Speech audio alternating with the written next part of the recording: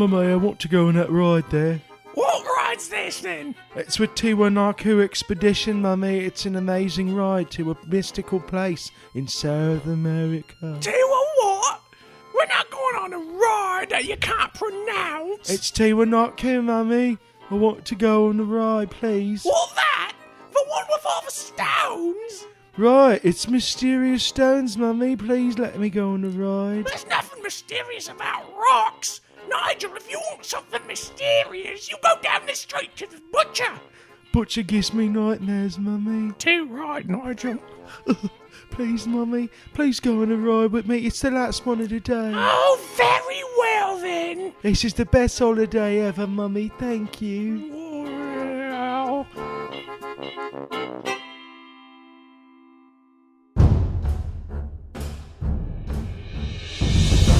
And now a carriage approaches, taking you into the boundless realm of the supernatural.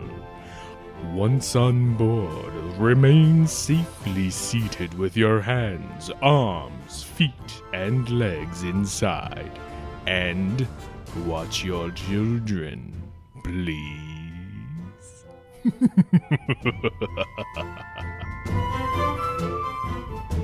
Para su seguridad, permanezca sentado los manos, brazos, pies y piernas delante del barco y cuida a sus niños. Muchas gracias.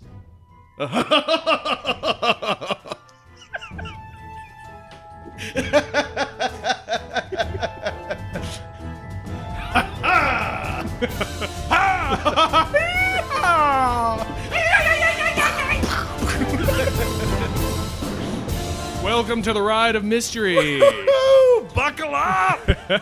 Oh gosh, everybody keep your hands inside the ride here, or you may lose them, because this is Blurry Photos, and I am David Flora. I'm David Stecco, and just pleading with you, keep your seatbelt fastened until the ride comes to a full and complete stop. And make sure your children are with you at all times and not running amok out in the You're better than that. Come on. out at the ice cream stand of the unknown. Dippin' Dots. The Dippin' Dots. This is the part where we complain about how f***ing hot it is every time. Yeah, this is the part where we talk to you like you're there and are able to answer. And Wherever we complain. you are, it's hot. Yeah. I think I can assume that safely. Period.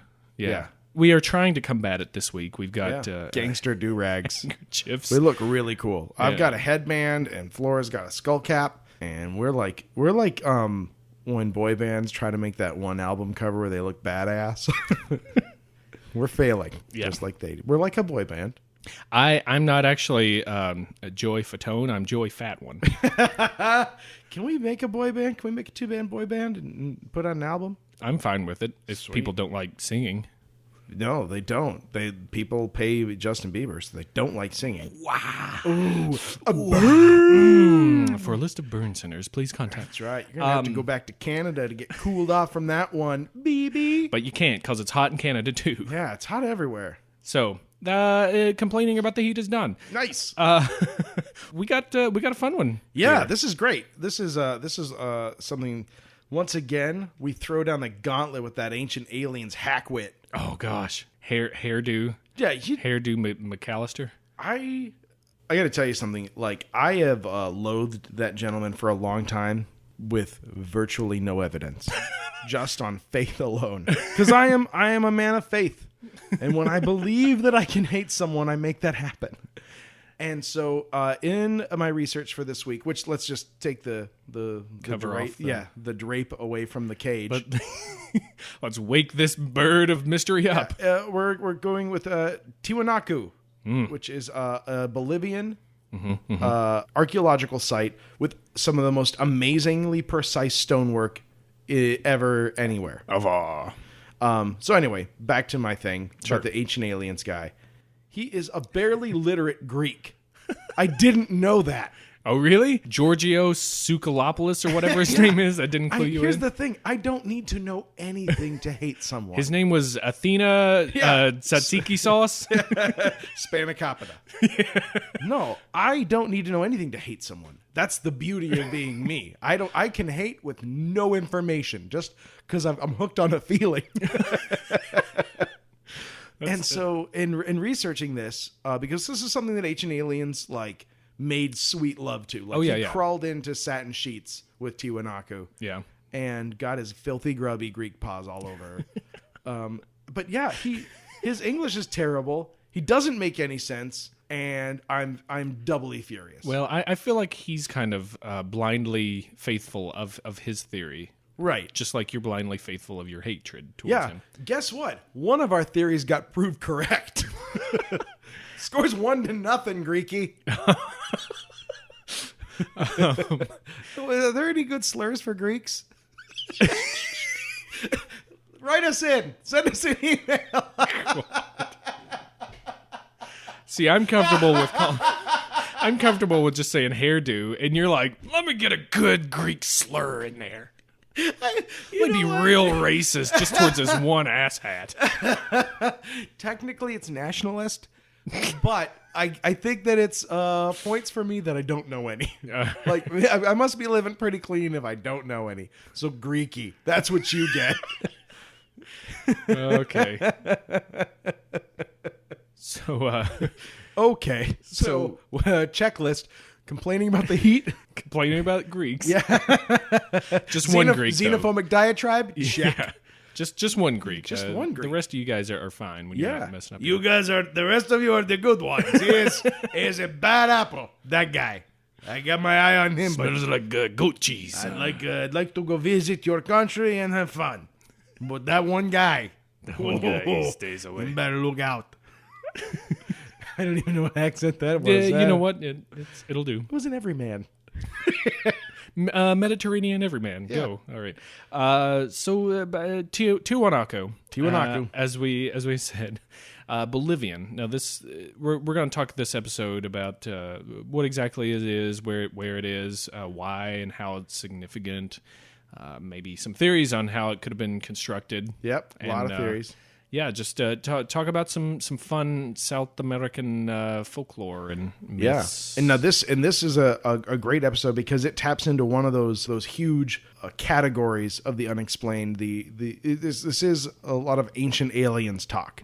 Yeah, a lot of chariots of the gods kind of thing, like which is a big pillar in the pantheon of the unknown. I'd say that. So yeah, we're gonna do some service there. Yeah. Let's get into it and start our journey here in the highlands of the Andes Mountains. So we're talking about the ancient city-state of Tiahuanaco in western Bolivia. This is about 12 miles east of Lake Titicaca.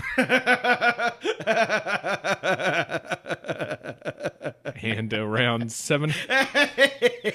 there's a bunch more to go here. I'm gonna be saying Titicaca a lot. Okay, that was just fun to do. By the way, Bolivia is, just for your edification, located in the central portion of South America, right between Brazil and Peru, right above Chile, and it has no coastline. It's kind of like right in the middle of South America. Yeah. Right up in the Andes mountain range, right in there. And it's about 700 kilometers or 434 miles southeast of our friends in Nazca.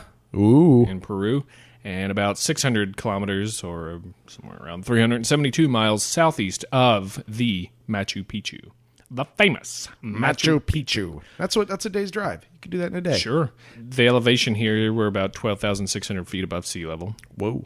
Pretty high. That's above timberline, son. Yeah. And this was a pre-Columbian city. It's a precursor to the Inca Empire, and it was a regional capital for an estimated 500 years, if not more, they say. That's legit. Some scholars believe it to be the oldest city in the world. Oh, really? And we'll tell you more on that later. Nobody likes a tease. Well, I'm going to tease you. Oh, you better. You're going to learn to like it. This whole thing got creepy real fast. The first recorded discovery of it was in 1549. By Pedro Cieza de Leon, a Spanish conquistador. Dramatic guitar. Yeah. I'm going to use the out of that. This was believed to be inhabited as early as 1500 BCE But its height of the civilization was somewhere between 300 CE to 1000 CE. No, that's Common Era. That's also AD to some folks. Sure. That's a good 700 years difference, I realize. The reason that it's such a wide buffet of time there for you to snack on is because we don't have a written language to go from. Yeah, that they were weirdly complex. They did really intricate stonework, but not only like on a massive scale as far as making large stone buildings, but also really detailed small scale sculpture. I mean, there was an artistry, there was, but no written language. But to our knowledge, no writings about it. We only have to rely on some oral history from the region and what we have gotten from the conquistadors after they got there in the 16th century, which have always been such reliable, students of sociology and reliable, non-biased, non-Christian slanted. After arriving, I learned this is a people of liars. When asked about gold, they said they had none. When asked about silver, again they said they had none. I have tortured most of the village, and am disappointed at the number of liars I'm finding here. I now name this the village of Monterosso. That was a page out of a conquistador's diary. Yeah. Wait, he would have had a Barcelona accent. Damn it, I blew it. Maybe next time. Yeah, well, regret. They're thought to be agriculturally based, with food as a source of wealth and power in the region. Not to say they didn't have, their precious metals and stuff around there, but which we're going to get into. Right. Teaser. It seems as though a pretty substantial drought occurred around 950 CE that lasted until the civilization perished around 1000. Which will happen. Give or take. And it wasn't until 1445 that another great civilization emerged, this being the Incas up there in Peru. Across the pond, as it were. But not the pond, just, the Titicaca pond. It's the best lake in the world. Which is not small. Lake Titicaca. Can you tell us a little bit about Titicaca? You got it. Well, the first part of the word, titty. I mean, the geography of the my mistake. Any credibility we have ever had quickly getting flushed down the toilet. Lake Titicaca forms a natural barrier between Bolivia and Peru. It is the South America's largest lake and also one of the most navigable lakes on the planet, owing to its location and mild weather. It's huge. Yeah. And some people say it's one of, if not the highest navigable lake in the world. Some people say that. A lot of people. They're scientists. I'm just saying, if I walked into a bar, not the first thing I'd say. Just me. Sure. Putting it out there. So, the first thing that you say when you walk into a bar, who was to get this fucking party started? That's right. I get kicked out of so many bars and churches. Are you gonna drink that sacrificial wine? You gonna finish that? Just trying to get a buzz out. You know what I'm saying? Titicaca! So what's the importance of this? Why are we talking about this? It's fun, great, history. What is this? A Travel Channel? No, there's a reason. The reason is their stonework. Their terrifyingly precise stonework and how old it is. And the terrifying size of the stones themselves. Yeah, it is. It's amazing. Look it up. Now, you can look it up. I'm gonna help you out right now. Oh, goodness. Yeah, you know it. It's spelled Tiwanaku. Also, you can find a lot of pictures under the name Puma Punku, which is Pumapunku, which is a large temple part of this complex at Tiwanaku. There are multiple spellings of both of these. If you want a different spelling of Tiahuanaco, it's also under Tiahuanaco. Was that easier, everybody? Did you like Flora's version more with all the unnecessary H's? With all the well, I was trying not to swear. I was so upset. Just trying not to swear. Now I know for future reference. Yeah, it's really hard for me not to swear. The stonework, these stones themselves, they're made of red sandstone and andesite, which is an igneous rock that's found in the area. They were used in the construction of what we just said, Puma Punku, which is a temple complex at the whole site of Tiahuanaco. The biggest stone slab or piece of rock that's at this site is estimated to be somewhere around the territory of 131 metric tons, with the next biggest being at around 85 metric tons. Tons. That's tons. Tons. So what's more, the stone has been determined to have come from quarries that are 10 kilometers or around 6 miles away. And some of them even from 90 kilometers or around 55 miles away across part of Lake Titicaca on the Copacabana Peninsula. This is the best episode ever! So think about that. You're getting blocks that are many, many tons. Yeah, hundreds of tons in some cases. And they are being brought there from anywhere from 6 miles to 55 miles away. Ugh. But then it's not wasted effort. Like, they know exactly what they're doing. Mm-hmm. I mean, when you look at pictures of this place, it looks like concrete. Yeah, it really does. It's on a par with like what we could do today, and they're doing this. Who knows? At least 1,000 years ago. Yeah, maybe more. Probably more. Probably more. The massive blocks were cut so precisely that when fitted together, couldn't get a razor in between them. Yeah, you can't even get a razor in there.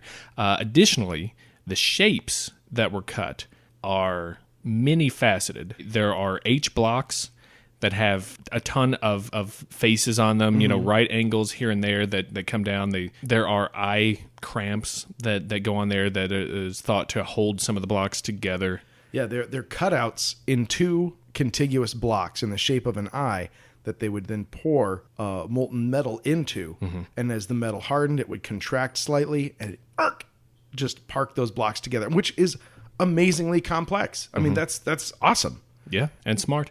They had sophisticated interlocking grooves that fit together. You compare it to like puzzle pieces or Lego blocks, something like that. Only if you're thinking of it like a Lego block, think of it with like a ton more sides to it. Right, yeah.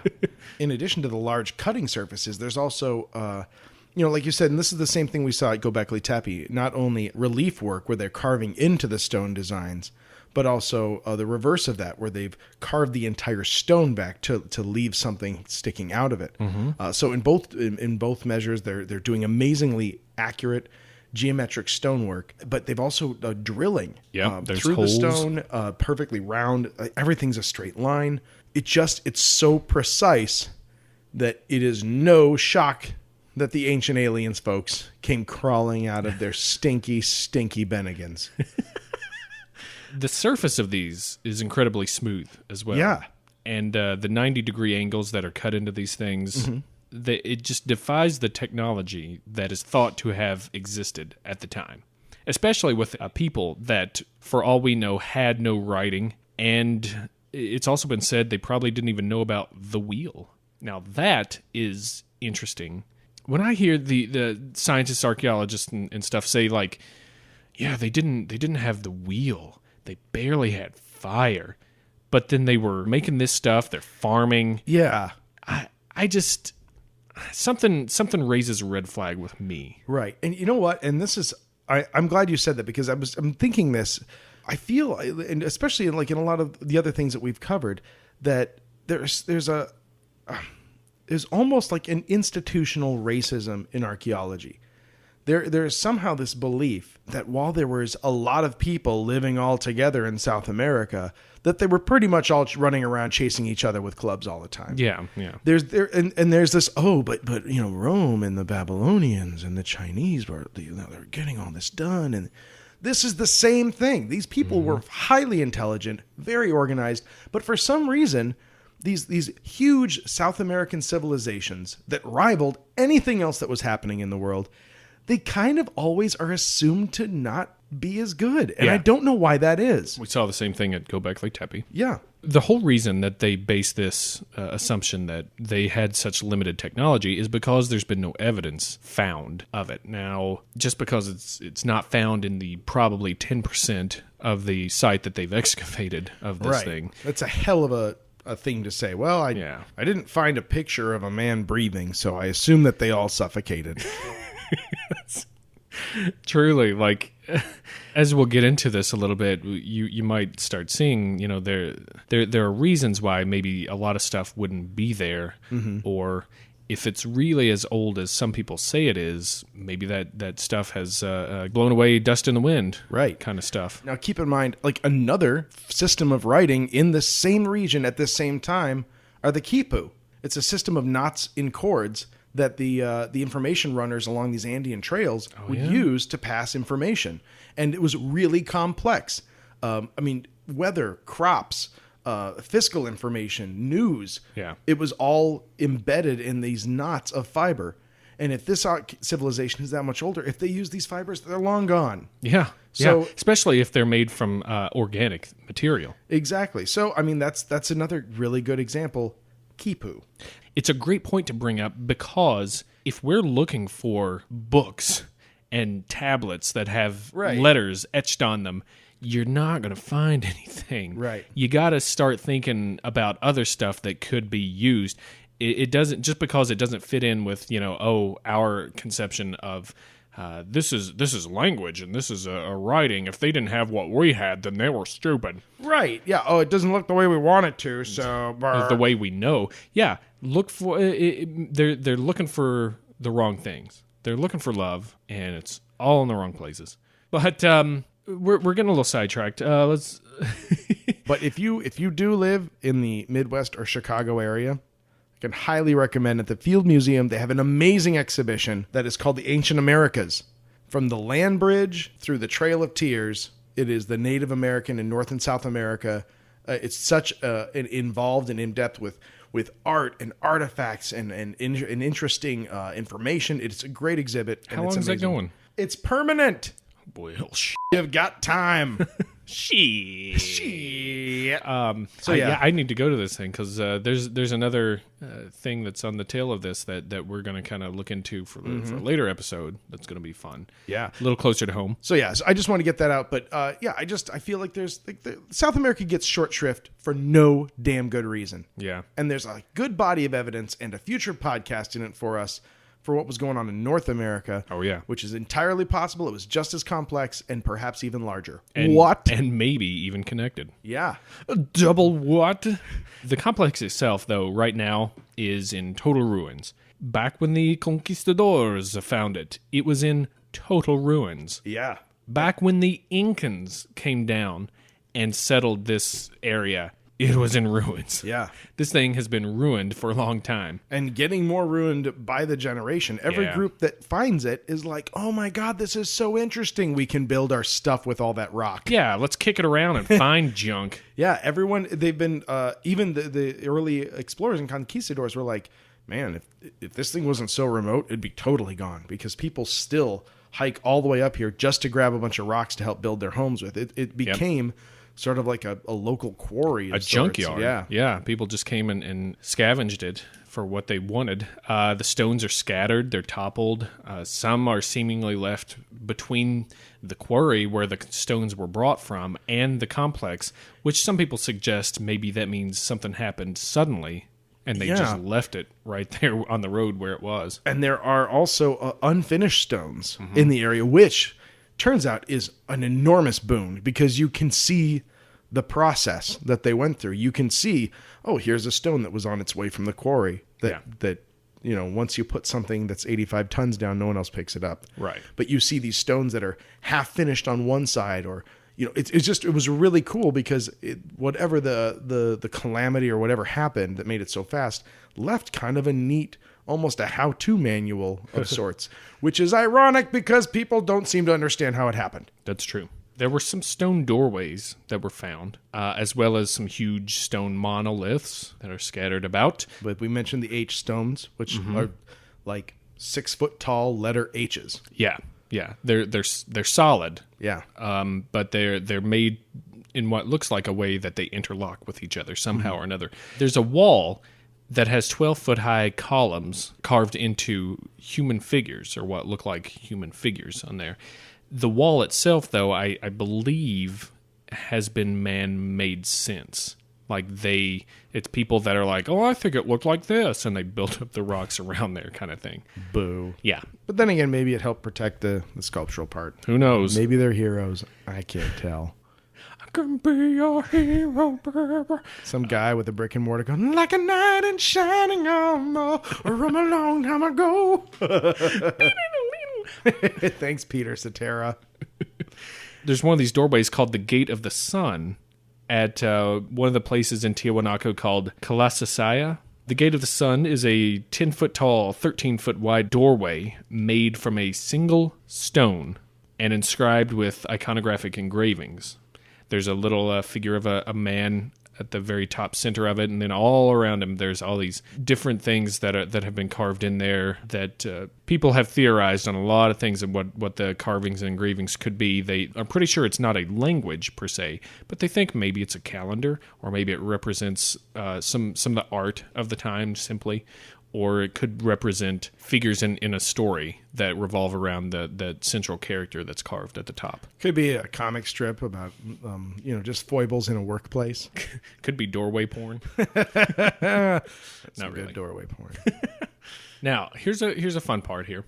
Near Tiahuanaco, beside Lake Titicaca, Yeah. there are giant red granite crests that rise out of the ground there, and one such crest has a 7-meter high, 7-meter wide polished surface with a T-shaped alcove at the bottom that's big enough to fit a man. It's called Amaru Muru, and there's a legend associated with it being a portal to anything from the spirit world or the home of the gods to hell itself.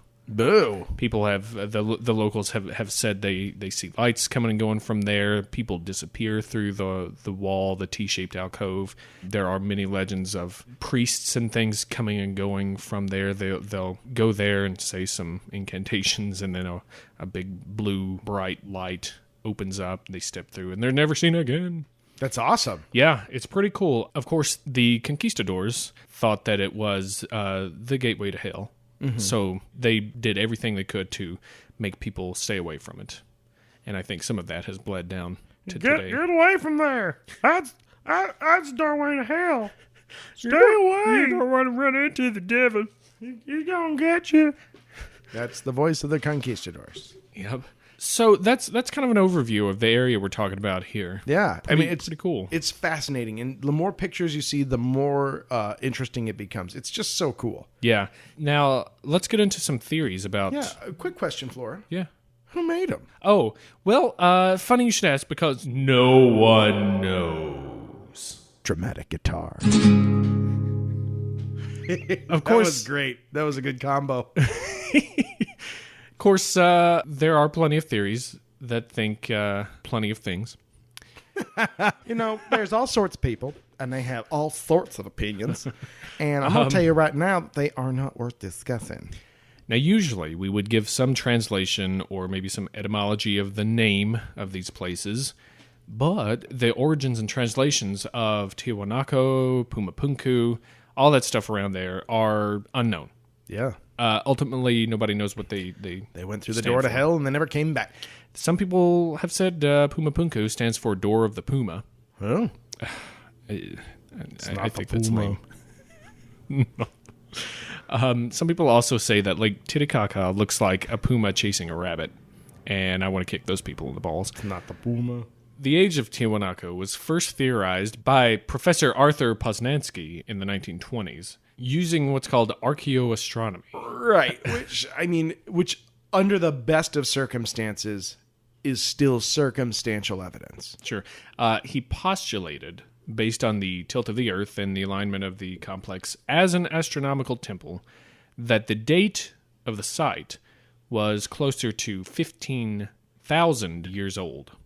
His math was verified by a number of different scientists, professors, and such at the time. This was, again, in the 20s. And his colleague Rolf Muller also verified this stuff and suggested. And I think Rolfie was also a comedian dog puppet. He was also an accomplished pianist. That's right. He was the piano playing one. He also said that Machu Picchu was older than what people thought. But carbon-14 dating has been done since then, and said that the age of the place is closer to the 300 to 1000 CE time frame. Yeah, he had what he had done is it made a couple of very large assumptions.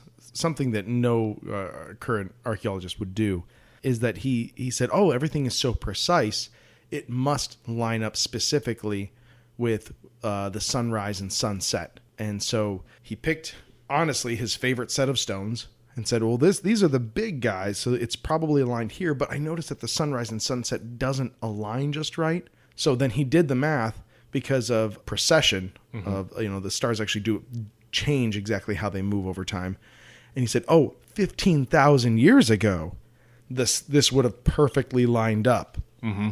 It's kind of a hope and a prayer and a guess. I mean, the science is all correct. He's right. 15,000 years ago, all of it lined up. But there's a lot of presupposed ideas underneath that make it not as valid a belief. And there's also some validity that's called into question with the carbon-14 dating, since the site has been picked over and looted so many times since the 16th century and before that. Mm-hmm. It's like a CSI scene where somebody has come in and just peed on it everywhere. And then, I love that episode. And then the CSI guys get there and looks like this crime scene needs to be hung out to dry. Yeah! All right, that's it. One. We're done. Just one. Just I don't one. even get one. No, you get one. I can't say you don't get one, but we can't just do these for the rest of it because we went down a crazy train of doing these once. And I loved every minute of it. All right. Wait, Okay.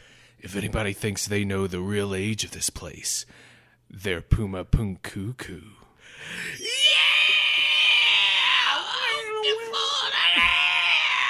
We are so good at what we do.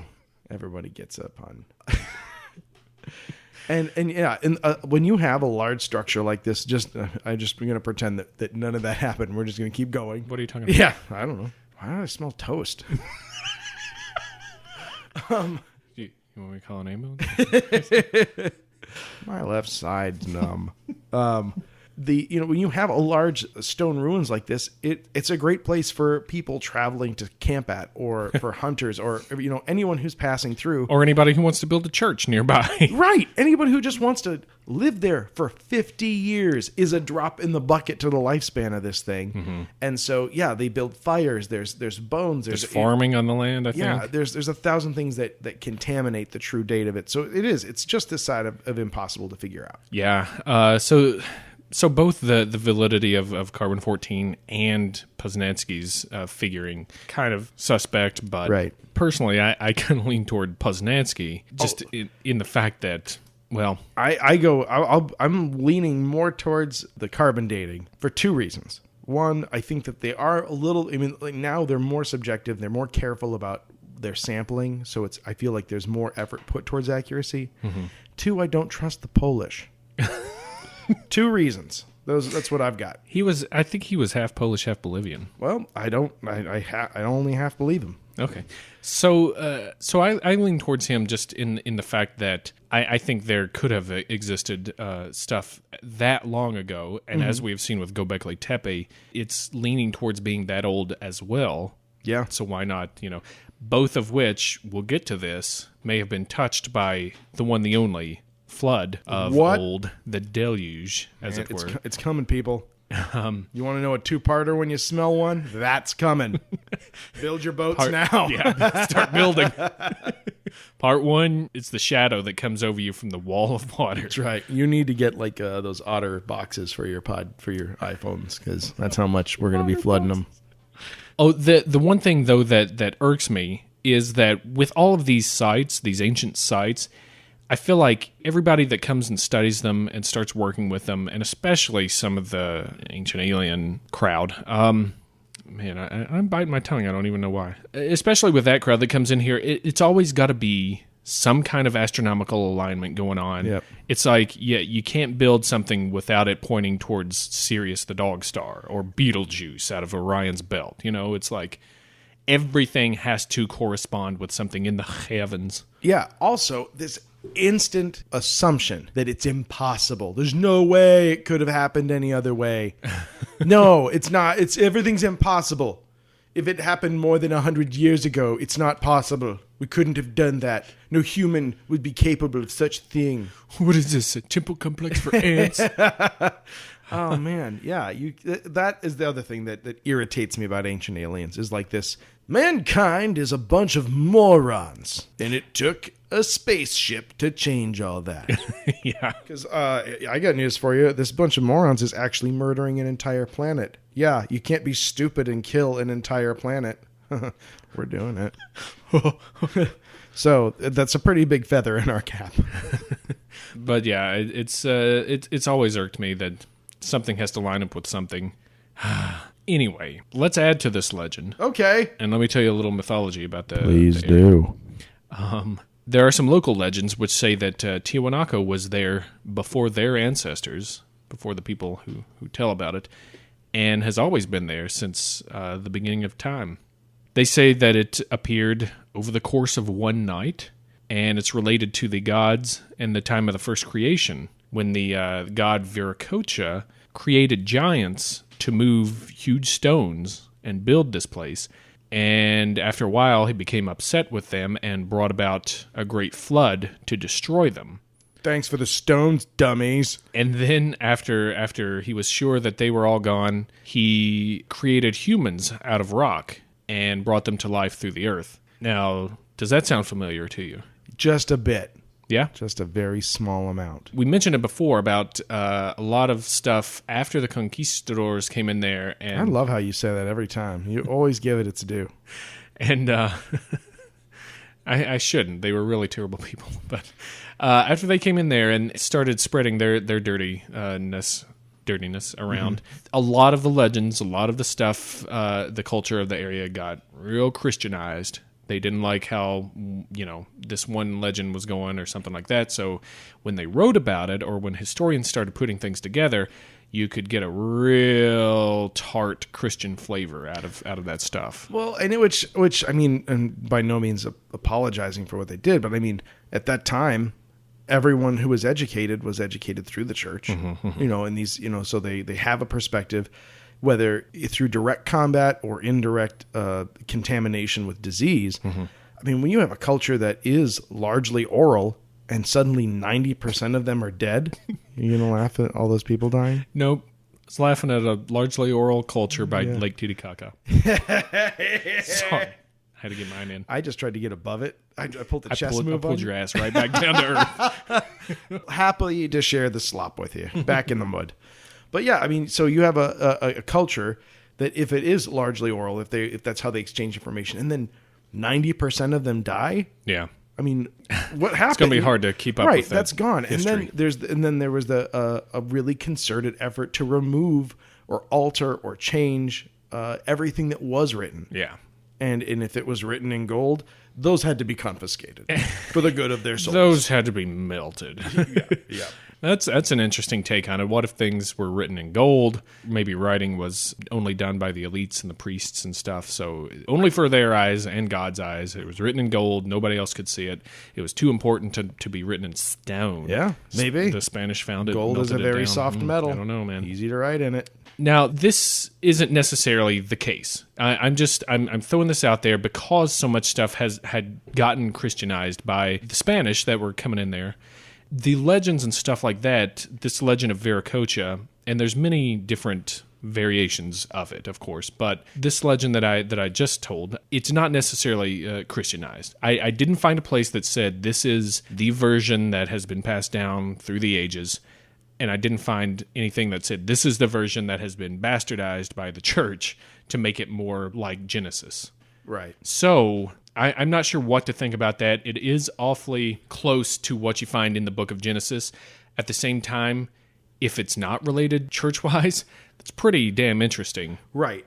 And you know what? I think that it's probably a little both at this point. I mean, like most of South American culture, the history makes it really hard to tease those things apart. Yeah. As we've said before, the flood myth is so prevalent in so many cultures. Yeah. It would be hard to say that Christianity has touched every one of them and perverted it to its nice Old Testament ways. That's right. And stuff. Yeah, we need to get back to the vengeful, wrathful stuff. That's more fun. Anyway, speaking of water, there are some theories that say Tiwanaku was a port at the edge of Lake Titicaca. Really? Yeah, but that the lake... lake... Wait. You almost got it by me. You almost did it. The lake has receded almost 12 miles and dropped some 800 feet since then. That's not impossible.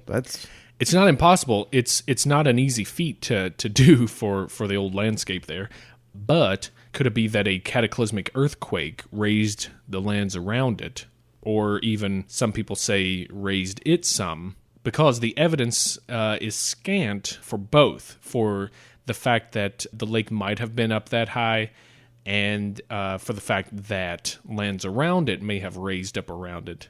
There are some interesting theories, though, that say everything was kind of on the same level at the time, which made Tiahuanaco kind of an island there with part of the lake by it, and then through just... Because this thing's on the edge of the Pacific Rim, right around in there. It's the old ring of fire. It's a seismically active area, but not like their earthquakes are deeper. I actually, just while you were saying this, just looked this up and pulled up a map, and it looks like the Bolivian earthquakes, on the coastline, right on the plate line, was where you get like the large high magnitude earthquakes.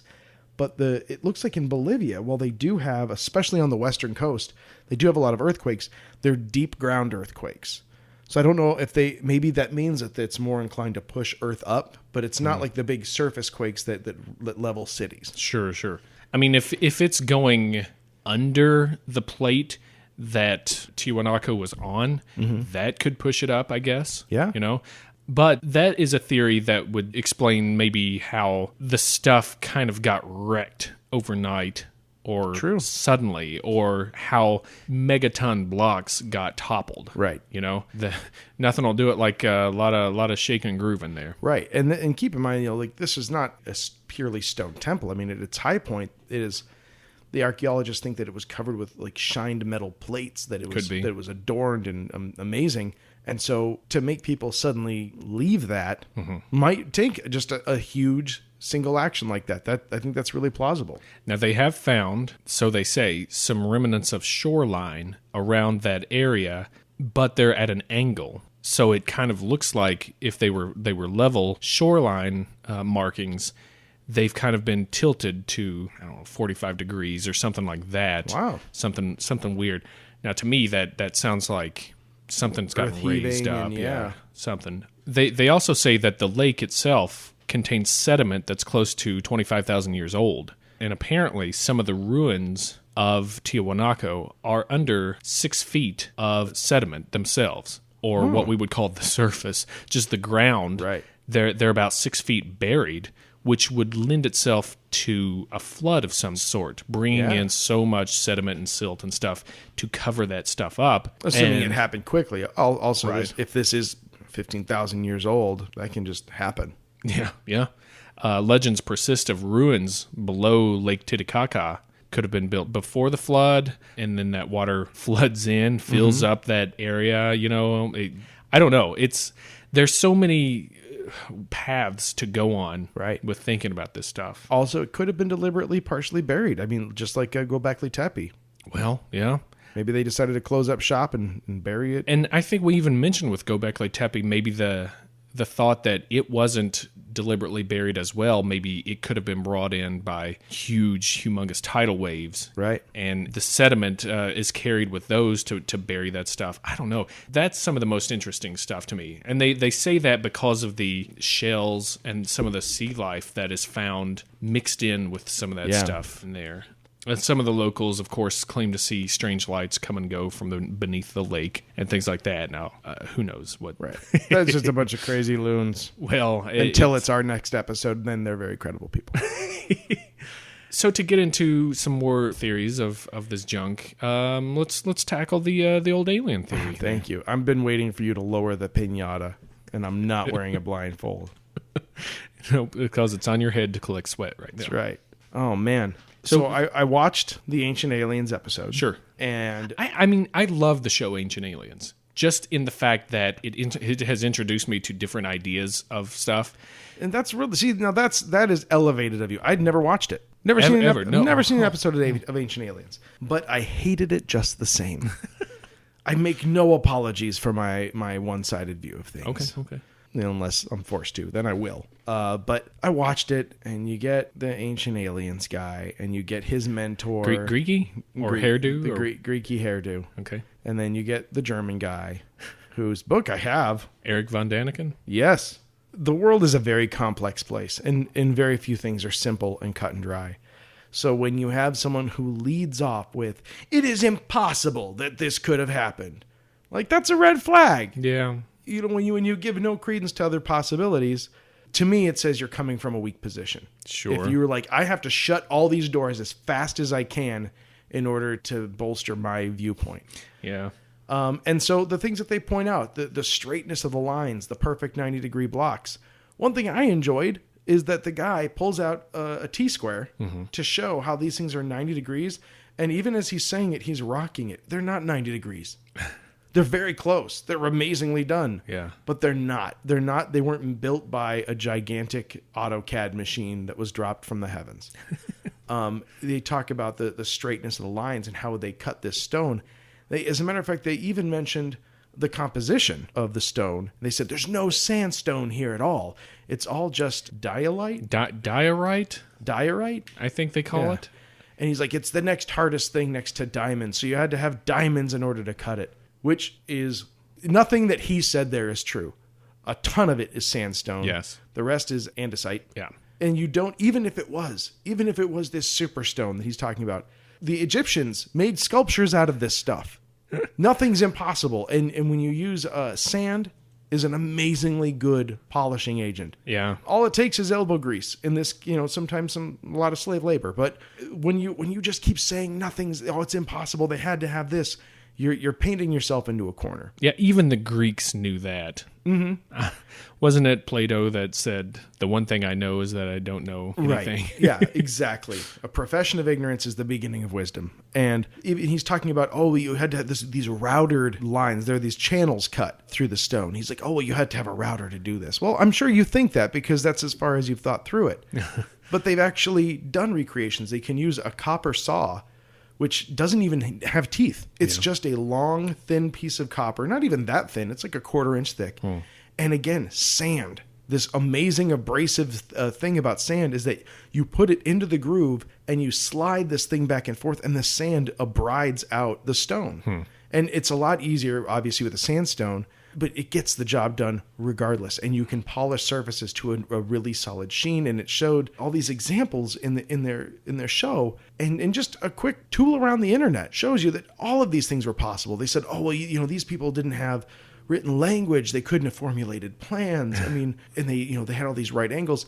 The Egyptians, who built their pyramids unarguably before this, by any timeline. Unless it's the 15,000 years ago time. But it's not hard to make a right angle. It's not hard to make a plumb bob. All of these things the Egyptians had well in hand. They could do it. Sure. So why couldn't these people do it? I get being in wonder of something, and I love it. I think it's amazing when you find something that just blows your mind.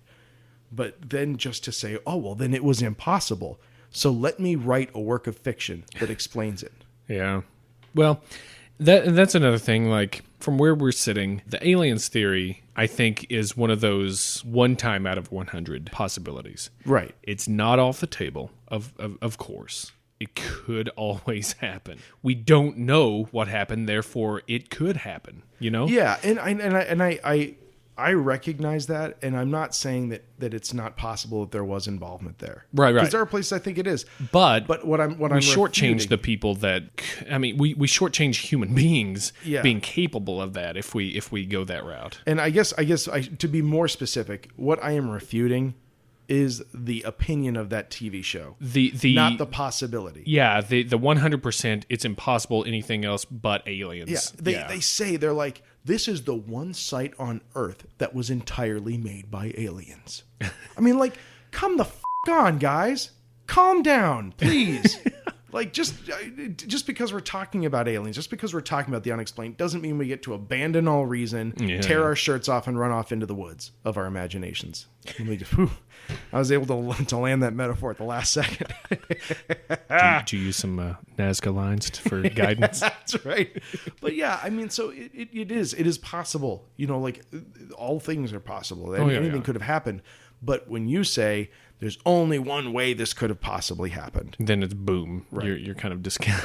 Yeah, and so I guess so. Just to be clear, one more time, it's the ancient aliens hypothesis that I find so disdainful. Not the possibility that aliens were involved or that we don't know so much about this place. Yeah. What about Atlanteans? I like that more. Refugees from Atlantis that found refuge in the Andes Mountains, possibly because of a flood. What? I don't know. The Atlanteans have water problems. And they used their advanced knowledge to build a civilization there. Now, proponents reference the similar design in pyramids around the world with kind of the step pyramid designs you find with the Aztec, with the Mayas, Egyptians, even some of their earlier stuff, and maybe even Alabama. Coming. But that also leaves us the question, where was Atlantis then? Is it the classic Bermuda in the Atlantic Ocean region, or could it be Indonesia, which some people have started throwing out there lately, which is very interesting because they're finding pyramids buried in the jungles there. We're absolutely going to have to do a huge episode on it. Oh, Atlantis is going to be a two-part. I mean, it's... I'm tired just thinking about it. Yeah, that's fun. Part of that flood myth that I was talking about with the things were mixed in together, that Poznansky found apparently lacustrine flora as well as various fish skeletons mixed with the human skeletons and the alluvia that was around the site when he was doing the digging and looking. See, now that's way cooler. Right? So that, again, this is sea sediment that's, they're thinking around 25,000 years old, that's up here, you know, in this part of the Andes, 12,000 some odd feet above sea level. They're also saying, how did this, the Lake Titicaca is a bit brackish. It's a bit brackish itself. It's got some sea stuff in it, including seahorses that are alive now. Yeah. Which seahorses are only found in the sea. Yeah, thus the name. It's not a clever moniker. But not being connected to the Pacific Ocean at all, maybe through a small river that's coming out of it, but going out of it. Yeah, there's the mighty running of the seahorses every year. They gallop upstream. They carve out monkeys on the land, and then they head down to Lake Titicaca. They get inside the monkey's brains and control it like a little video game go-kart. Anyway, they're saying, how did this lake get for lack of a better term, seawater in it? Yeah. Could it be that it was connected to the ocean at one time, or that a huge flood brought in water? Those hypotheses are impossible.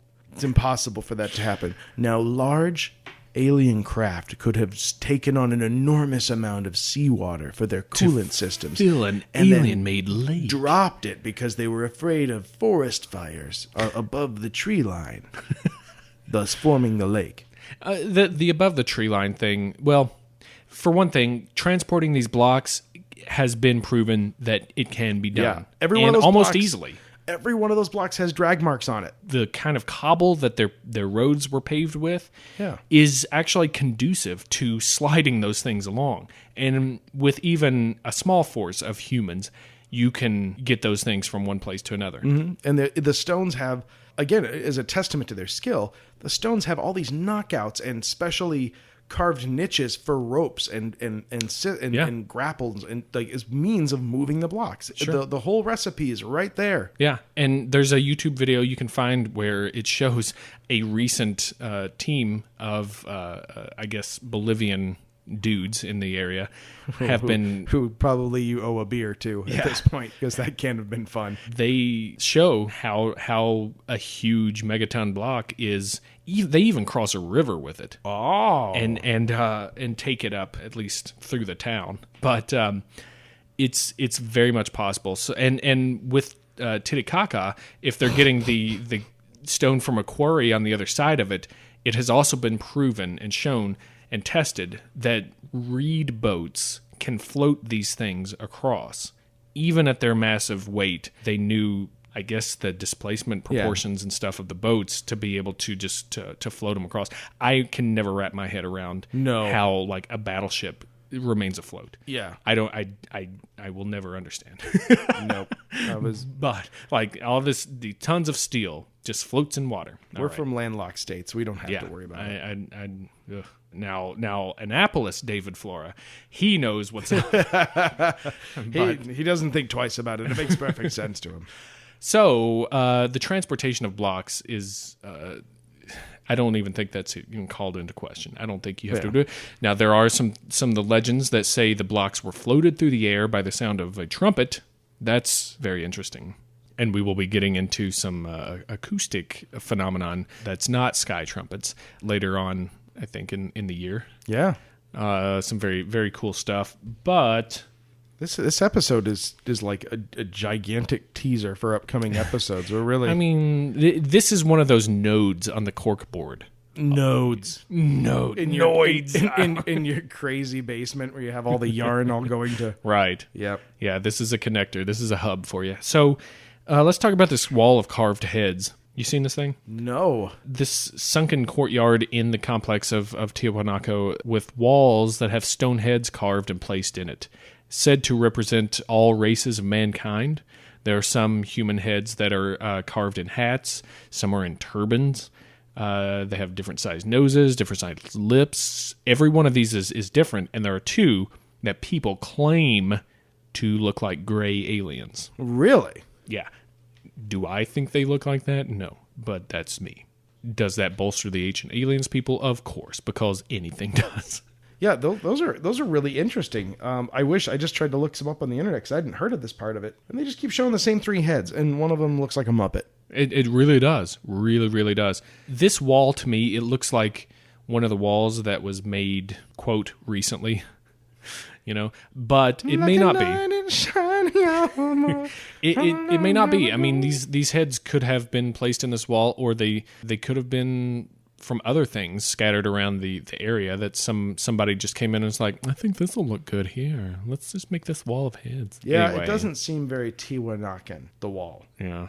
It seems a little haphazardly thrown together, but which is hilarious that we're saying it's actually a beautiful wall and everything all matches up. But these guys set the bar so high for stonework that you're like, who are the drunken hobos who put this crap together?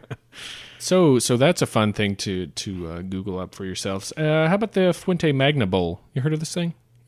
Hey Dave, Hey everybody, you guys heard of the Fuente Magna Bowl? Fuente Magna Bowl? It's something I put my guacamole in on Cinco de Mayo. It's my joke. You got a Jay Leno, I've got a David Letterman. You guys heard of the thing? You got the Fuente Magna Bowl? Fuente Magna Bowl, it's an artifact that was found by a local peasant near Titicaca. It's a large stone vessel that resembles something like a libation bowl. It has cuneiform writing on one section of the rim, and another section of it has kind of a Semitic-style language, which scholars have dated to be around 3,500 to 3,000 BCE. And that would put it in the period of Sumerian or Akkadian. Now, the crazy thing with this is, how is there a cuneiform artifact at a South American archaeological site, right? Well, I mean, this is a new part. Yeah, it absolutely is. That's out-of-place artifact. If you didn't listen to that episode, which you should, it's a delight. The Ancient Aliens guys will say this is irrefutable proof of the Anunnaki coming down and helping civilization start.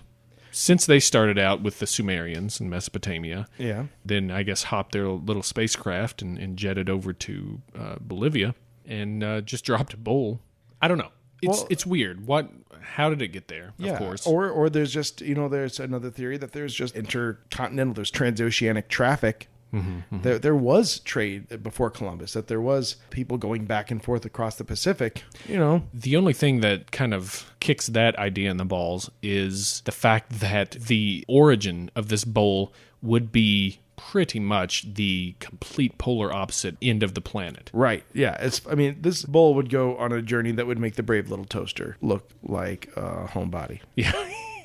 I love the brave little toaster. Brave little couch potato. That's right. So yeah, and that is those kind of things are awesome. I mean, I actually really wish that we had that in our Oop Arts episode. Yeah. I didn't see that when we were covering that. So this is cool. So like we start with one mystery, and then there's all these tiny little other mysteries like little breadcrumbs all around it. Mm-hmm. So if you get a time machine, go here. Because clearly shit's going down in this area. This would be a fun one to check out for sure, I think.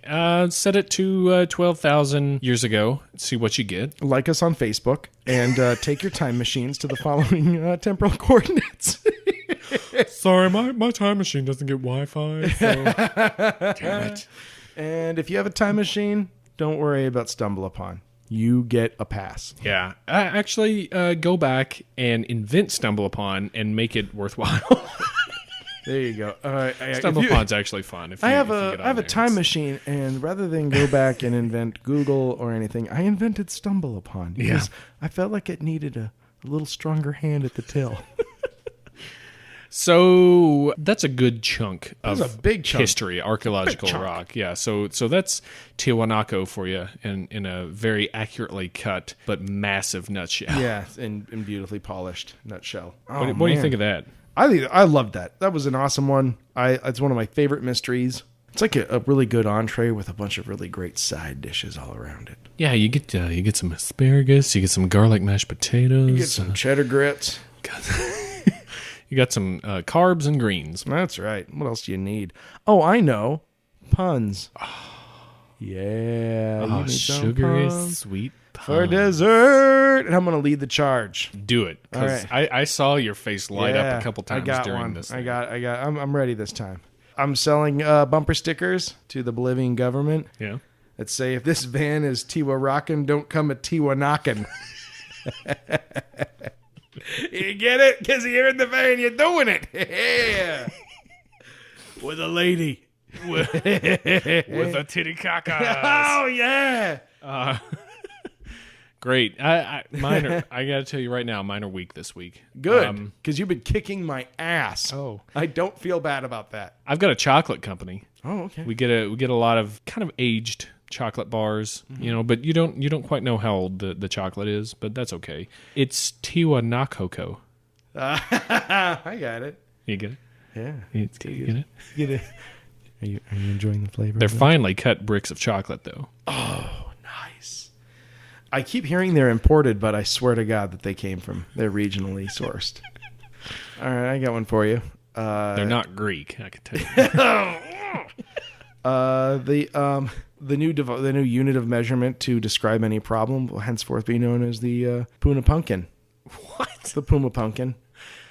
That sounds like something you call your child. Oh, that I do. All of my children's. My puns are my children. Yeah. Yeah. No, that's instead of just describing things using a pumpkin. Oh, God, where have I been? I don't know, man. I just figured I'd back the truck up and try to get it over the ramp again, which is always the sign of a good joke and a good pun when you have to explain it. So I'm gonna go out with a record of 1-0. We're gonna go with I just got the bumper stickers. I was really pleased with that. We'll have to make those. Okay, so I've got a business. It's not necessarily a pun. Okay. It's a business for you. I'll allow it. Okay, good. This is the Viracocha Brothers Gym. We'll make your body like a rock. Nice. I like that a lot. Yeah. So I got one more. Oh, great. I got one more. Man, you sneak an extra one in every week. It's nice. I like it. I got one more. It's an adult club. Yeah. For people above the age of 21. Oh. That features topless ladies and bottomless gentlemen. But only people who have had plastic surgery. And it's called fake titty caca. You get it? Do you get it? This thing writes itself. Woo-hoo-hoo! Geography's my friend. Oh, man. Yeah, goodness. You know what fits perfectly together with the puns that we just did? No, I don't. You don't know? Something that fits so well that you can't get anything. You can't even get a... Probably not even crafted by mortal hands. No, probably not. Well, I've got an idea now. The thing that slides just so perfectly right into this joint What? Listener puns. What?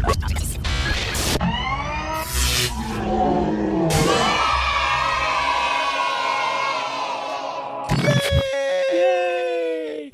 Titty caca. Those are our illegitimate children. I don't know if anyone knows that. We recorded them and then never talked to them again. They seemed so excited to see us, and then we just turned around and left. Do they know? All right. Listener pun. I'm going to start out this week. We got another pun from Gray Cat. Fancy Cat. Fancy Cat, you're back. Hey. I love Fancy Feast. Gray Cat says, I was listening to the commentary for The Empire Strikes Back, and Lucas said they cut several scenes at the beginning of the movie in which Princess Leia noticed a guy flying around the rebel base before the Empire destroyed it. That guy was called the Hothman. Yeah! Way to go, Fancy Cat. Well done. Way to use Star Wars. Yeah, improperly. Yeah. Well, Brilliant. done. Thank you. No, I'm gonna Enjoy your fancy feast, because we have fancily feasted upon your pen. I hope somebody put it in a crystal goblet. I'm gonna keep this thing rolling. We got an email from Emerson, the winningest listener to this podcast that ever there was. It's fun. He's got a very upscale invitation-only comedy club run by Baba Yaga. Alternating Fridays, a special code word is needed to enter. It's called Baba Haha's Chicken Chuckle Hut. Baba Haha. Yeah. Baba Haha? Yeah, Baba Haha. Well done, Emerson. There is still a 2-drink minimum. Yeah, of course. Yeah, those are $12 drinks. And don't piss off the waitstaff. Nicely done. Thank you, Emerson. Great. Thanks, you guys. Thanks for the puns this week. Everybody else send in some more. Yeah, I wish we had anything else to announce. I wish there was something else, but we just don't have anything. Oh my God! Wait, Flora, tell us what we have to announce. We have some news for you guys. We're kind of happy about this. I'm not even kind of happy. I'm putting my heart on the line. We're super happy about this. We were chosen as finalists for the 2013 Parsec Awards. Ba-ba-boosh. These awards spotlight podcasts that are F***ing awesome. are awesome. They're mostly for like speculative fiction and things like that, but they do have a category in there that we snuck in. Actually, we snuck in 2. Dose Podcastos. We were chosen as finalists for the best fact behind the fiction podcast and the best new podcaster team. Woo! High five for a team on the radio. Shabam! I can't reach. Too far. We're too far, but we're not even on the radio, so it doesn't matter. Anyway, we're pretty happy about that. Yeah. And thanks you guys for listening to us and making us better ourselves and seem legit. Yeah.